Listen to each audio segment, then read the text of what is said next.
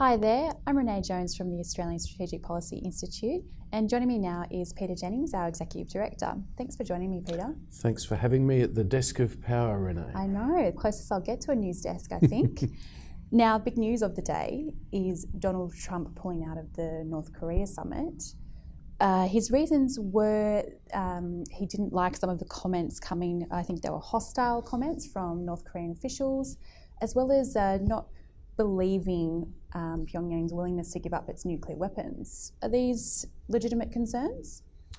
I think they are legitimate concerns. We'd certainly seen some fairly flagrant rhetoric from KCNA, the North Korean news agency, in the last few days, saying we will meet the Americans on the nuclear battlefield just as easily as we'll meet them at the negotiating table. But we've also known for a few days now that President Trump has been increasingly worried that he may go to the summit and not actually secure a positive outcome. There's been reports from David Sanger writing in the New York Times that Trump has been asking all his staffers, is this a good thing to do? So I think at the end of it, he's not closed off the door to a summit at some stage in the future. But I think he is looking for more of a guarantee that he can deliver success. He doesn't want to be part of failure, and I think that's what's led to him saying it's going to be not held on this occasion. So we have seen from North Korea that they've blown up a nuclear site today, is that correct? Yes, in the last 24 hours. And they released 3 Americans who were being held hostage. Are these not positive moves towards denuclearization, or is it just not enough? It's hard to read them, really. I mean, the nuclear tunnel which was blown up is in part of their nuclear testing complex where in the last 12 months a number of analysts have said that they may have done such structural damage to the mountain that they're not actually going to be able to use it for nuclear tests in the future, in which case if you blow up a tunnel, it isn't really offering much of a concession. And then the release of these prisoners, well, you know, the American position on that, of course, is that they should never have been held in custody anyway. Although Trump does thank Kim in strangely sort of gracious terms in the letter for allowing the 3 Americans to go. You know, by North Korea's standards, they of course would argue that these are important concessions. And I think what it points to is that neither side really has a clear idea about where they were going with this summit. The Americans have been saying, for example, they've been ringing to see if they can talk to officials to do some pre-planning before the summit, which is exactly what you'd expect, and the phone's not being picked up, so there's no ability to really get ready for what would be a momentous event. I don't think either side was really prepared for the 12th of June in Singapore, and therefore it's probably a good thing that they put it off so that we don't have some disastrous, unexpected mistake take place at the meeting.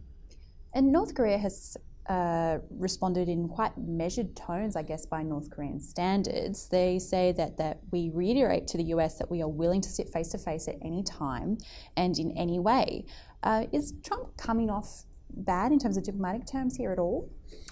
Well, the thing I'd say about the North Koreans is I think you can almost pick when Kim is making direct comments versus when the news agency KCNA is going to their usual sort of stockpile of insults that they draw on for a lot of their summits. And so I thought it was interesting that the North is again saying, okay, well, maybe we're open to this.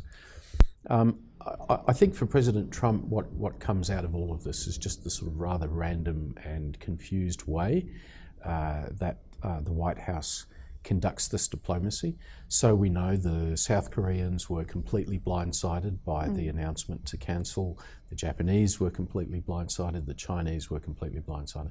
So America is not really communicating with its friends or allies or rival, potentially in the form of China.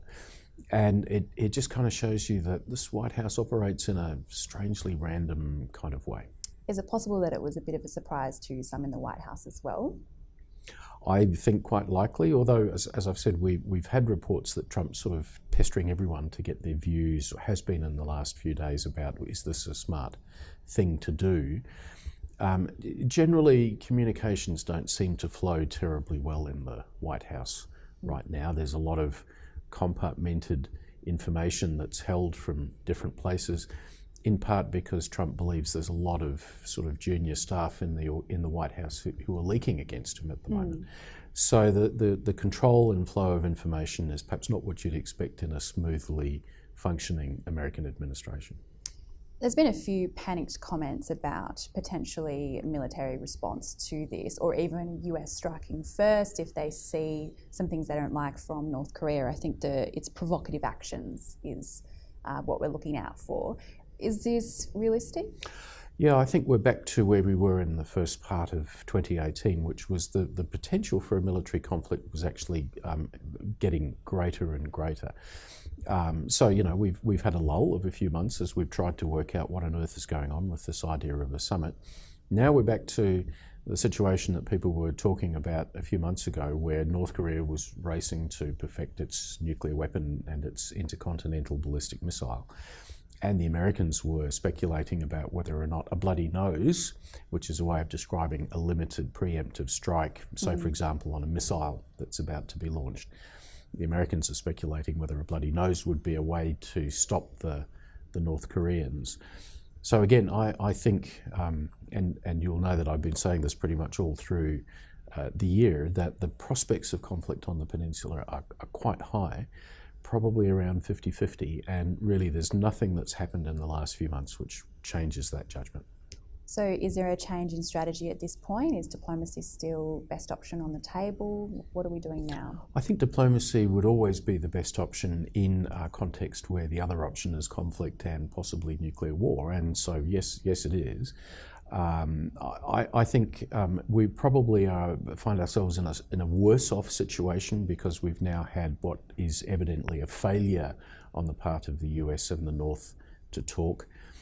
We've also had South Korea kind of split off in its own sort of sunshine policy objective because the last thing they want is to see a conflict, and so they are now beginning to do more things with the North in ways which undercut the effectiveness of the international sanctions, which are supposed to still be in place.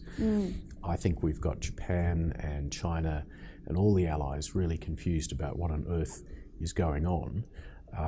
So all in all, this is a bit messy. I think the possibility of some kind of North Korea US talks coming back at some stage is something to hope for. But what really needs to happen is that there's a more disciplined process of diplomacy below the level of the president and the supreme leader to kind of work out, well, what is it that we can agree should we actually meet in Singapore or some other capital? And finally, could Donald Trump's Nobel Peace Prize be in jeopardy now? Well, with the Nobel Peace Prize Committee, I think there's no guessing where they would go. They've made some really awful decisions in the recent past in terms of previous candidates. I think if Trump and Kim are able to pull off some deal on the Korean Peninsula, as odd as that would be, they probably deserve a Nobel Prize, but I wouldn't be awarding it to either of them just yet. Let's see something in black letter ink before we actually decide to give them the prize. Great. Thanks for your time today, Peter. It's my pleasure. Thanks, Renee. And thank you again for watching. You can always read more on ASPI's blog with The Strategist or follow us on Twitter at ASPI_org.